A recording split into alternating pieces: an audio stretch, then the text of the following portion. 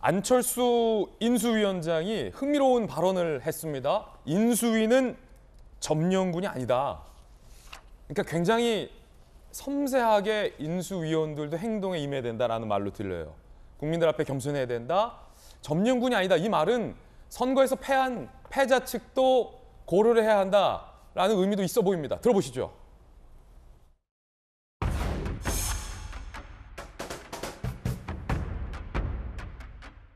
인수위원회는 점령군이 아닙니다. 역사와 국민 앞에 겸허한 자세로 인수 업무에 임하겠습니다. 국민의 뜻을 잘 담아낼 수 있는 소통 구조를 만들고 질서 있게 국민과 그리고 언론과 소통하면서 함께 국정 청사진을 준비해 나가겠습니다. 밤을 새우겠다는 각오와 열정, 반드시 성공한 정부를 만들겠다는 소명과 책임의식을 가지고 임하겠습니다. 굉장히 섬세한 발언이라는 평이 나오는데 박정하 대변인 어떻게 보십니까?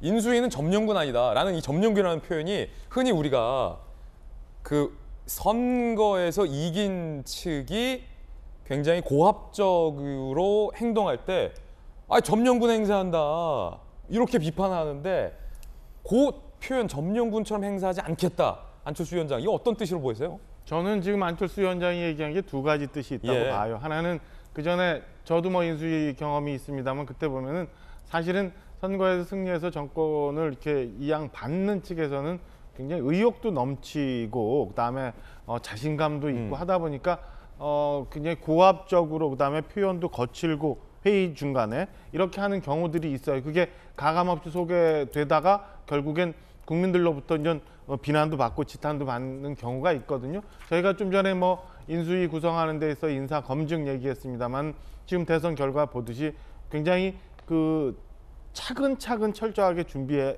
가면서 해야 되거든요. 조금만 실수가 있어도 이 국정을 이끌어 나갈 동력이 많이 훼손될 수 있어요. 저는 그런 뜻에서 자만하지 말고 오만하지 말고 정말 국민들이 바라는 바가 뭔지 그리고 지금까지 이 정부가 구성돼서 5년 동안 해오면서 어떤 어려움들이 있었는지 그런 어떤 어려움 때문에 국민들의 뜻이 잘 정리가 안 됐는지 뭐 이런 것들을 세밀하게 봐야 되지 마치 호령하듯 아니면은 모든 걸 다 접수한 양 하다 보면 큰일 난다. 그러니까 이런 것들을 좀 주의해 줬으면 좋겠다라는 당부가 하나 있을 거고요.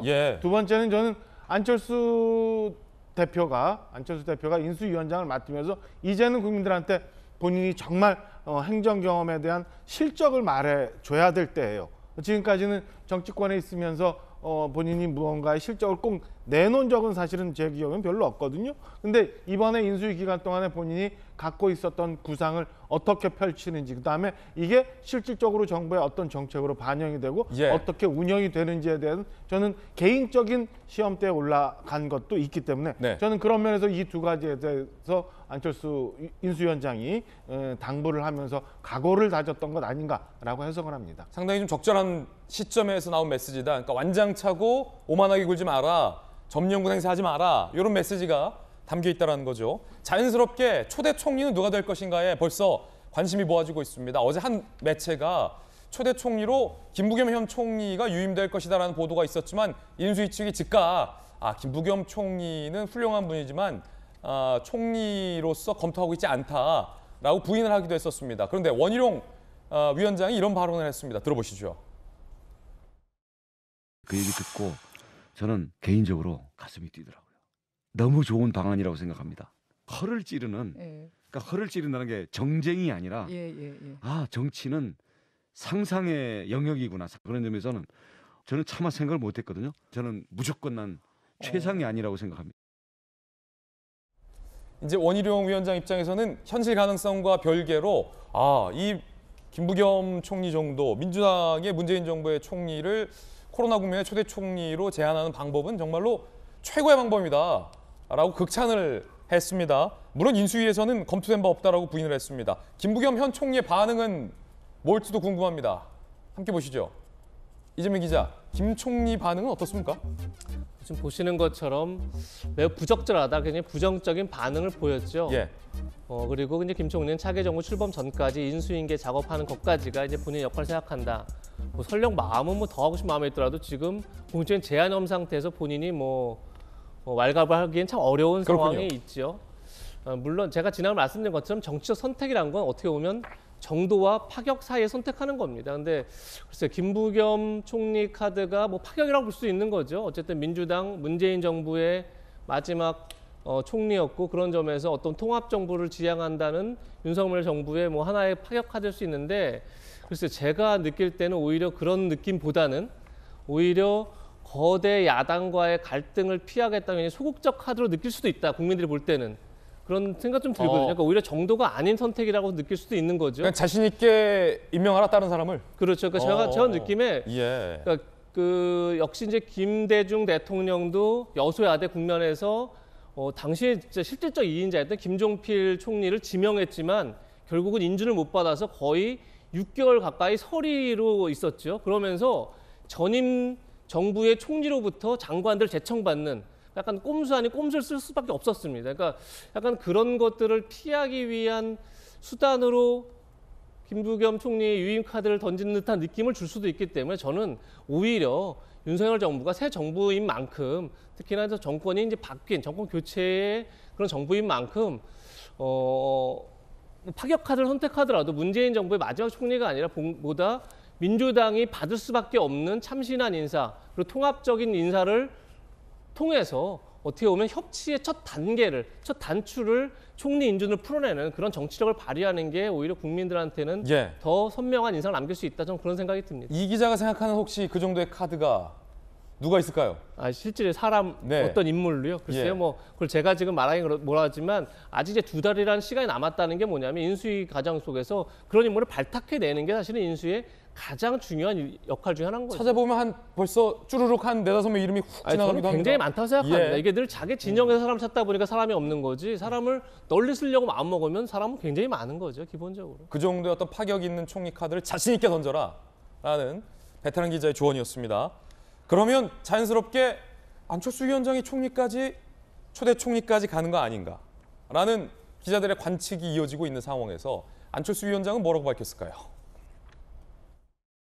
위원장님께서 이제 후보군으로 오실 수 있다는 이야기를 나오고 있는데 저는 지금 현재 제가 맡은 일에 집중하자는 생각밖에는 머릿속에 들어있지 않습니다. 이게 얼마나 중요한 일입니까? 제가 어디 한눈 팔고 다른 생각을 할 만한 여유가 전혀 없습니다. 전재수 의원님 들어보니까 한눈 팔 여유는 없다라고 부인을 했는데 총리는 안 맡겠다라는 얘기는 또 안 하셨어요. 원론적인 발언이죠. 예. 지금 이제 그 대통령직 인수위원회 위원장의 역할을 이제 시작한 지 하루 이틀밖에 안 됐는데 차기 정부에 말하자면 총리에 대한 의견을 물었을 때는 저거 이상으로 대답하기는 상당히 어렵겠죠. 그렇군요. 근데 제가 개인적으로 볼 때는 안철수 대표가 이제 지난 10년 동안 정치를 하면서 자신의 정치적 소신을 늘 다당제라고 이야기를 해왔습니다.